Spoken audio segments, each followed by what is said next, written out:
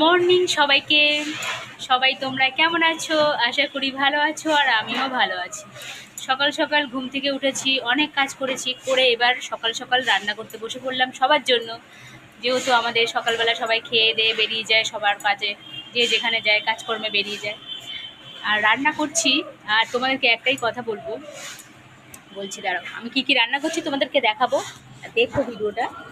আর একটাই বলছি, প্লিজ বন্ধুরা, তোমরা যারা যারা আমার ভিডিওটা দেখছো তাদেরকেই বলছি, আমার চ্যানেলটা প্লিজ সাবস্ক্রাইব একটু করো।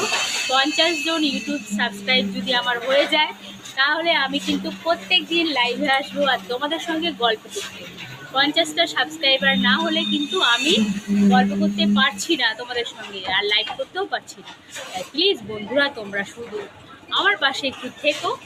আর আমি কি রান্না করছি চলো দেখাচ্ছি, দেখো। আমার ঠাকুর ঘরটা, যখন আমি আজকে ছোট্ট একটা ভিডিও করলাম, তাই আমার ঠাকুর ঘরটা তোমাদেরকে দেখালাম, দেখো। আর চলো কি রান্না করছি দেখাচ্ছি। রান্না হয়ে গেছে ভাত, সাদা ভাত, তার সঙ্গে লঙ্কা রেডি, যেহেতু বর খেতে খুব পছন্দ করে। আর এই হচ্ছে মাছের ঝোল, পটল আলু দিয়ে রুই মাছের ঝোল। কারা কারা খেয়েছো কমেন্ট করে জানিও। এখানে রান্না হচ্ছে কি জানো, সবার টিফিন ডালিয়া হচ্ছে। সব সবজি দিয়ে, মুসুর ডাল দিয়ে, লঙ্কা সব কিছু দিয়ে বসিয়ে দিয়েছি প্রেসারে। এটা হচ্ছে ডালিয়া রান্না হচ্ছে, টিফিনে দিয়ে দেবো। আর এটা কি রান্না হচ্ছে বলো, এটা হচ্ছে কচুর লতি। কার কার ভালো লাগে কচুর লতি একটু কমেন্ট করে জানিও। আমার তো কচুর লতি, কচুর শাক এইসব খেতে খুব পছন্দ, কিন্তু সবার তো পছন্দ না। একটু কমেন্ট করে জানিও কার কার পছন্দ। আমার এই বাড়ির পেছনে হচ্ছে, এই যে একটা ফ্ল্যাট হচ্ছে, আর দেখো কাজ হচ্ছে। কি যে আওয়াজ, আজকে সারাটা দিন এই আওয়াজ নিয়ে আমাদের চলতে হবে। দেখো কাজ হচ্ছে, যে